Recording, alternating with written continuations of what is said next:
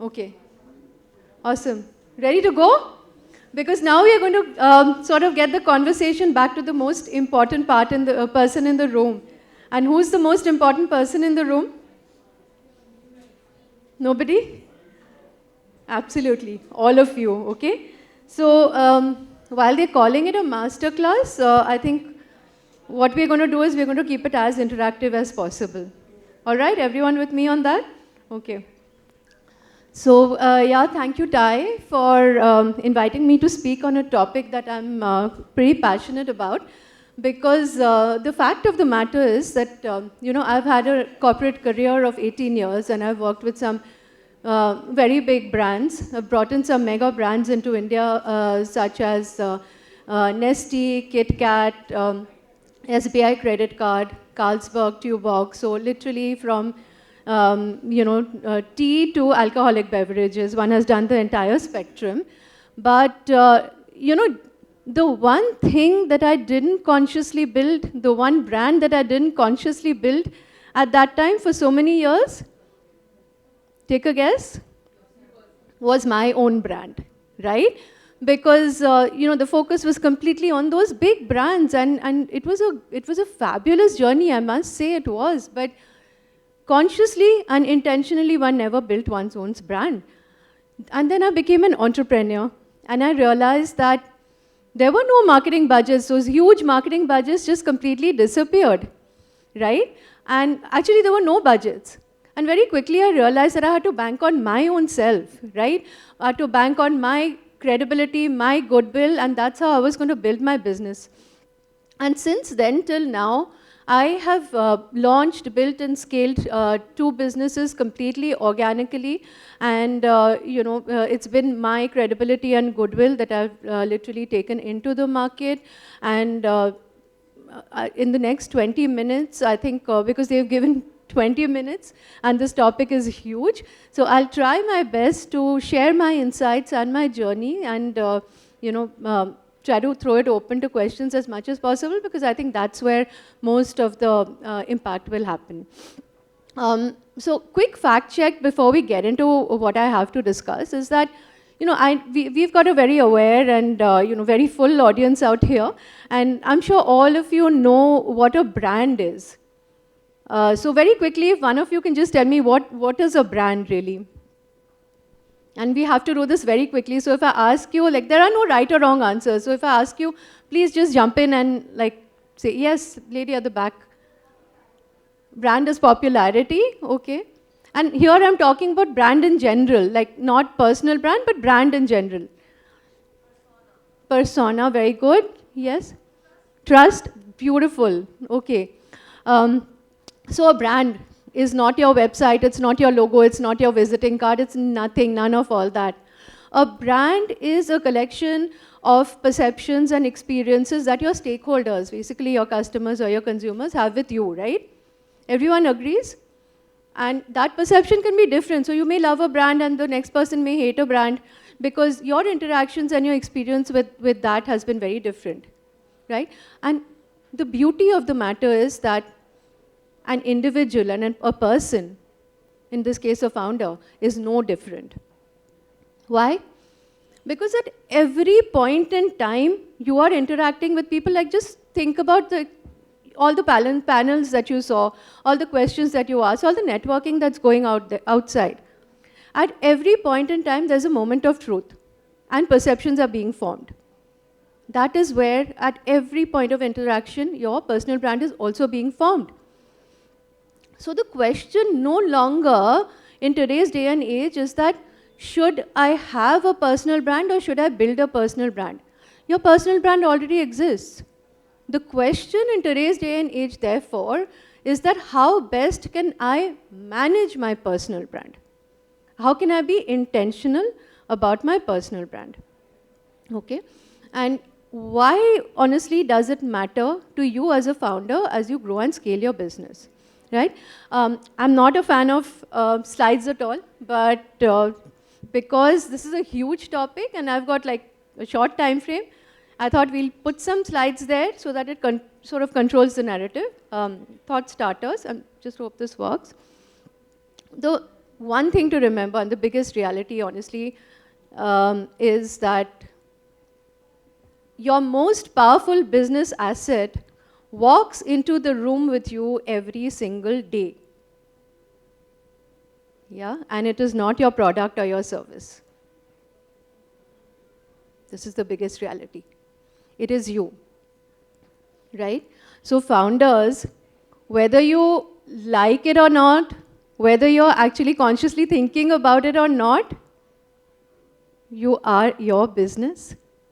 Because your business, and because you're not a Nestle or a GE or any of the brands. I'm not anymore. I was at one point in time, but now I'm not.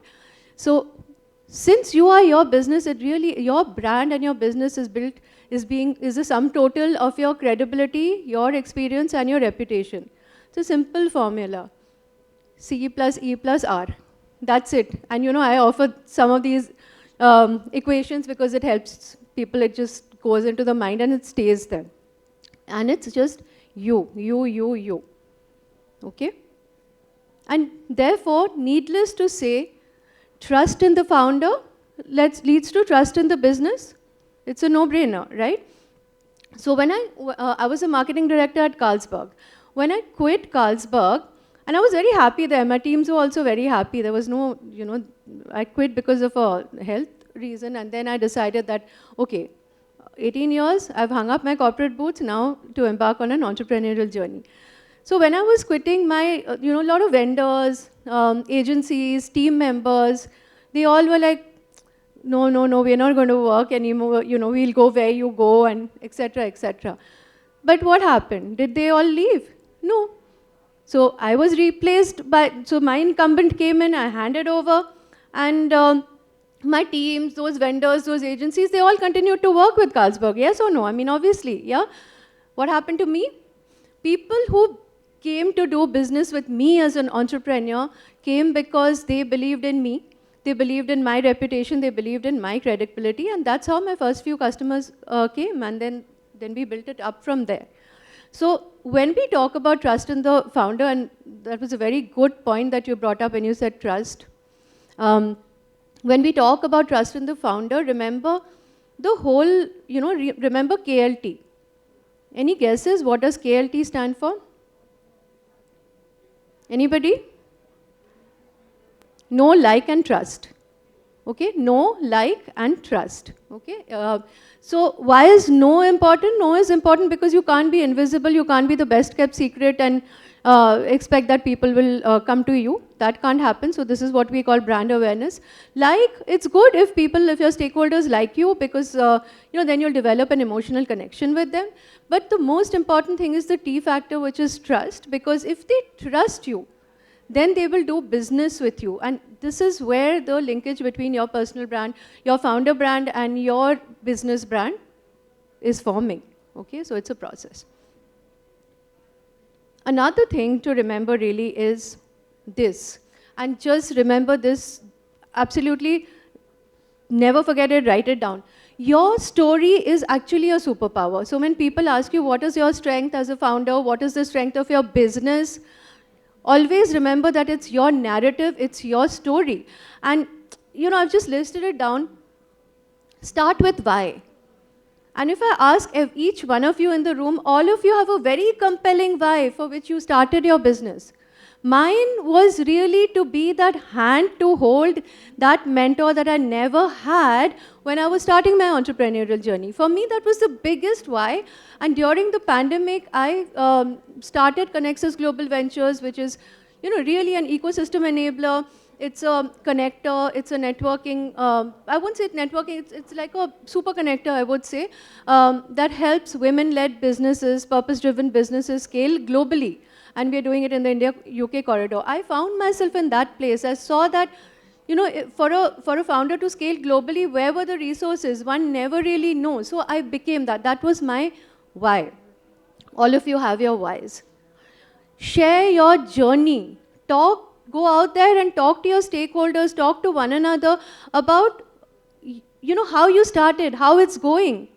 Of course, it's very cool to talk about failures. I know, speaking about failures is a very, nice Instagram situation, but please talk about your successes as well. What difference have you created? And because it's a very value-driven world that we live in, talk about the value that you bring to your stakeholders. You know, and when I say stakeholders, not just external stakeholders, customers, talk about what value you bring to investors, what value you bring to your internal customers who are your employees. Because end of the day, everyone is evaluating you on the what's in it for me factor. So articulate that through your story. Okay? All good? So far, all aligned, yeah? Okay, I'm just slightly speeding this up because, again, there's one more session and there's lunch. So now, having established all that, we know that the founder story creates emotional connection. It's always a fact. It's your story. You know, people, so it's always stories over statistics. People will remember some statistics, and you know, I sit on panels and all of you do a lot of reading. There are so many percentages and statistics that are thrown at us at any point in time, but how much of it do we remember? We remember a good story. Okay, so stories over statistics any day. And in the next few slides, what I'm going to do is I'm just going to talk about people. You know, people who, very regular people who've done something, you know, and we'll be able to relate with it. I can't ever talk about emotional connect and trust without talking about Rashi. So everybody knows Rashi Narang, who's the founder of Heads Up for Tails, yeah? And Rashi is very much part of the Thai family. That's why I'm, you know, actually talking about her there. And pre-COVID, I had once led a workshop for Thai. It was a larger, longer workshop on founder branding, and that's where I met Rashi for the first time. She was sitting in one corner quietly taking down notes. From there to now, Rashi has built a pet care empire, and she's done that based on her story, on her value of being an animal lover, and on her, basically on her story about her dog, Sarah. So you find Sarah on all the packaging, you find Sarah everywhere, even her LinkedIn profile. You know, there was a point when I was telling Rashi that, Rashi, should your LinkedIn profile be with a dog? You know, and that was way before we used to talk about just show up as you are and things like that. And she was like, yes, because this is what my brand is and these are what my core values are.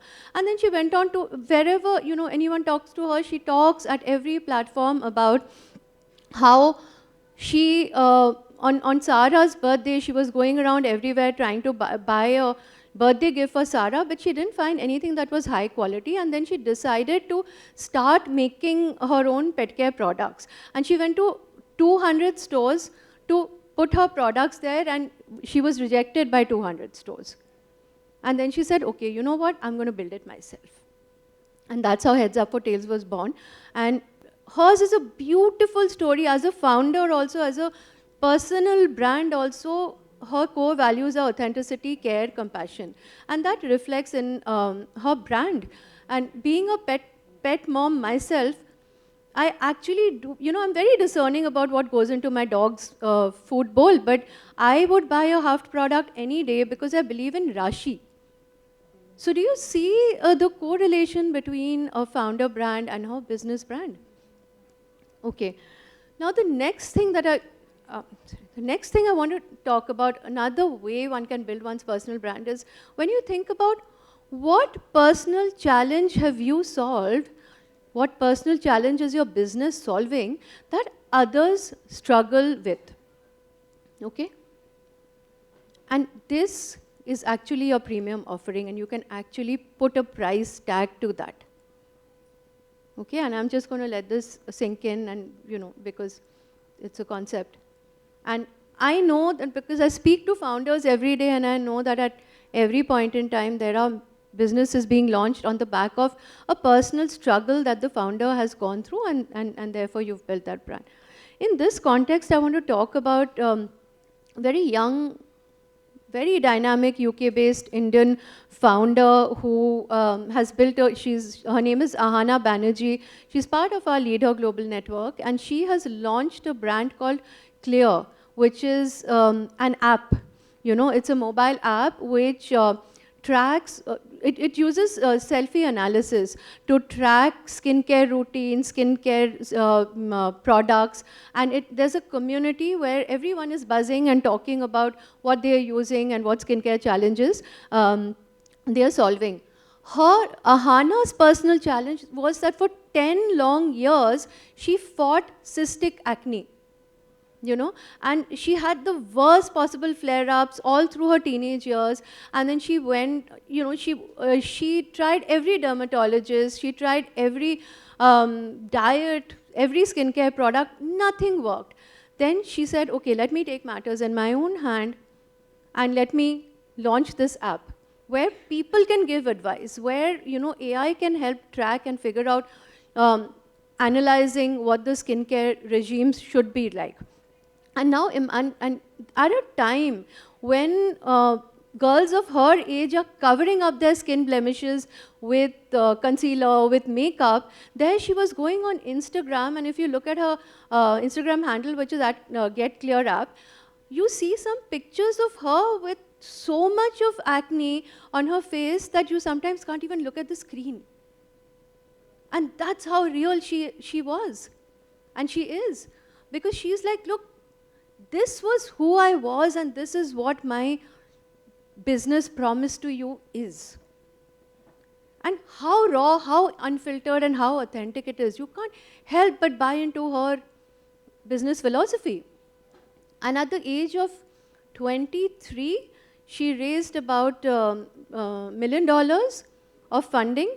She's partnered with about 2,000 brands, and she's got about 9,000 users, active users on her platform, and her company is now valued at about $15 million, and she's probably 24, 23, 25. So what I'm trying to say is that when I talk about these two ladies, they can be you. They were not extraordinary, but they took a bet on themselves. And they decided to step out of the comfort zone and solve their challenges in different ways by taking matters in their own hands. It's not a celebrity story, it's just anybody. And what's amazing is that both of them are introverts. So, there's this whole myth that, you can build a personal brand only if you're an extrovert. It's the biggest myth of all times. Both Rashi and Ahana, they didn't want to step into the spotlight, but they took a bet and they did it. Your personal brand, when you're a founder, your founder brand is not just about you, right? It is a very powerful growth engine for your business if you do it the right way. When founders step into the spotlight, their businesses follow, and it's been proven time and again, and it is a fact. The third thing that I want to talk to you about is that thought leadership opens doors. And you understand what this is? Like, there are so many really good thought leaders out there who, by creating, completely getting into the creator economy, they've raised a lot of brand awareness. And here, I don't know how many of you know this lady out here. Do you know Marie Forleo?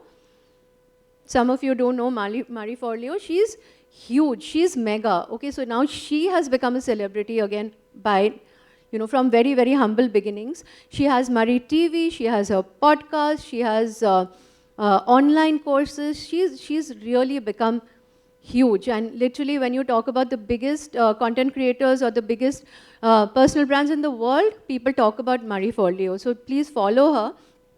The point of the matter is that when you express your thought leadership, your brand authority goes through the roof.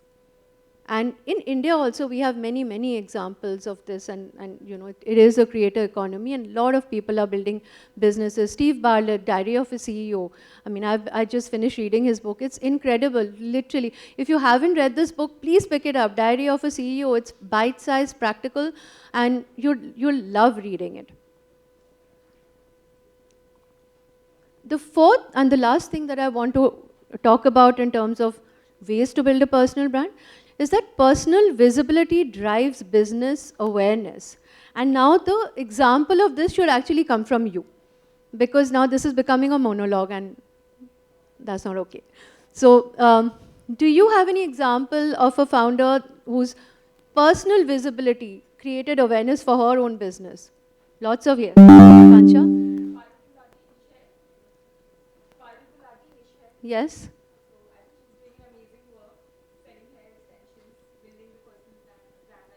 Which drives awareness for her business. Any other? Anybody? All the Shark Tank, all the sharks basically, right? Vinita Singh, Namita Thapar, everyone, all of them took the hot seat, they went up there, they became personally visible, their brands became visible, and everyone got to know so much more about their products. Yes or no? I mean, it happened to me. When I was building Connexus, Connexus was a pandemic baby.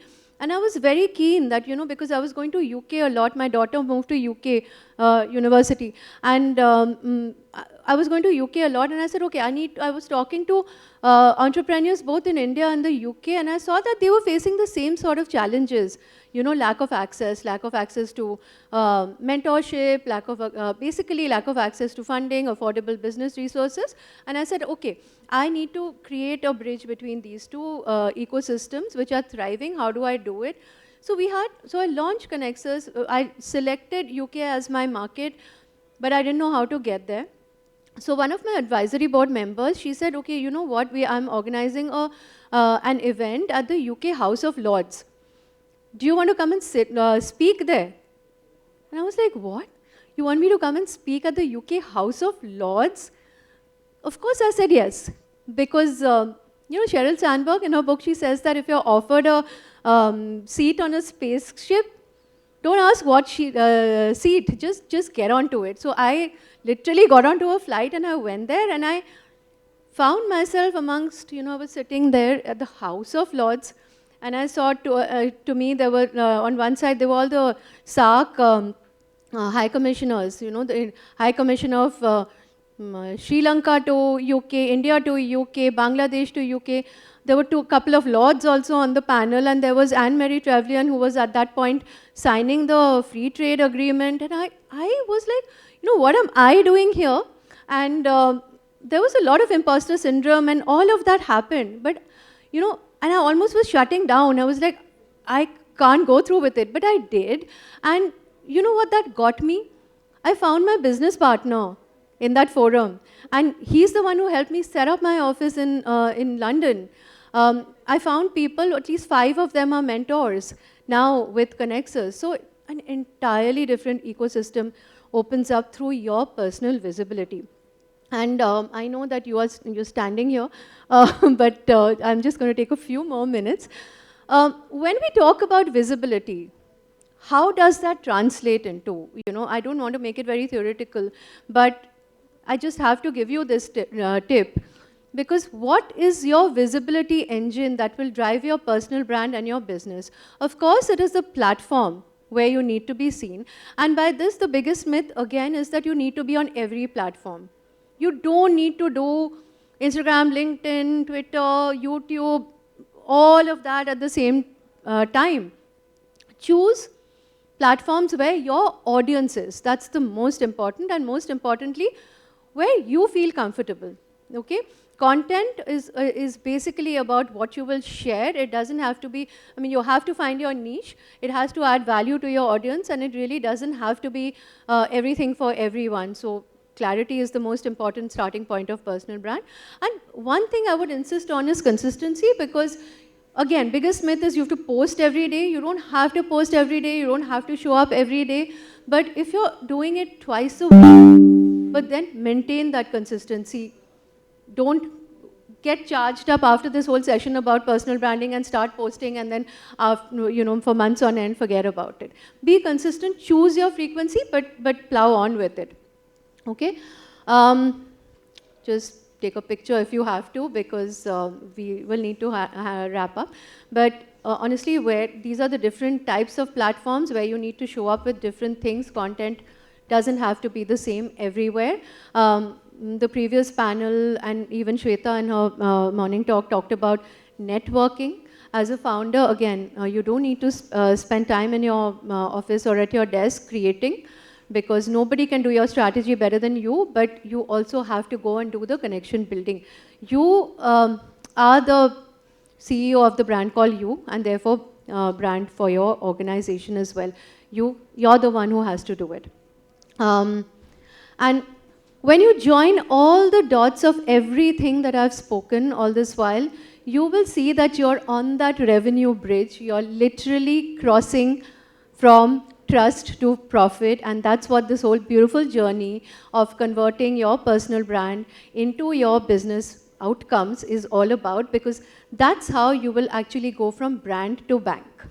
And I will leave you with this very foreboding statement, but I really have to leave you with this, is that, ladies and gentlemen, so all the founders, your personal brand is not a side project. So, you know, I know as a founder who's built 2 businesses, I know that it's very, very, you know, sometimes you just don't want to get out of that. You want to be in your PJs, you want to be in your sweats, and you want to sit in front of the laptop and you create. But your personal brand is not a side project. It's something you need to work on every day. And if it's used properly, it is a strategic lever for business growth. So please, please, please do use it.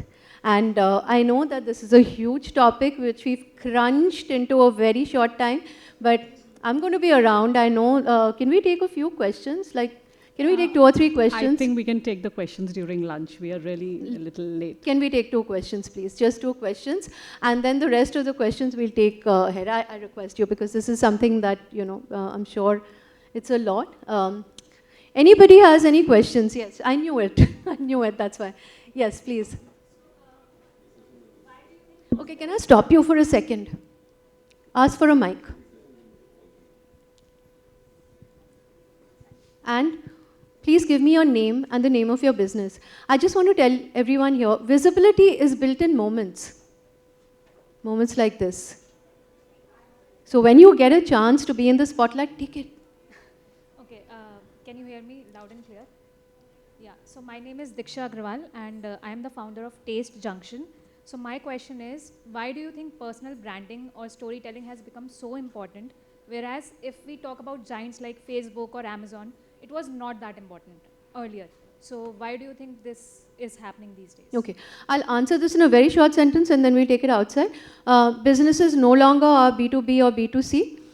So, you know, it's no longer business to business and business to consumer. It is age to age, human to human. Okay, I will buy from you because I can connect with you, and you will come to me because, you know, you feel the same. Okay. And that is the long and short of it, actually. Okay. Thank you. Anybody? Yeah, you had a question, and that's it. We'll wrap up. So there was written that... Name? Dishi. I'm going to Sorry. get this into your heads. Sorry. So, hi, I am Dishi. I run a fractional HR firm called UnHR.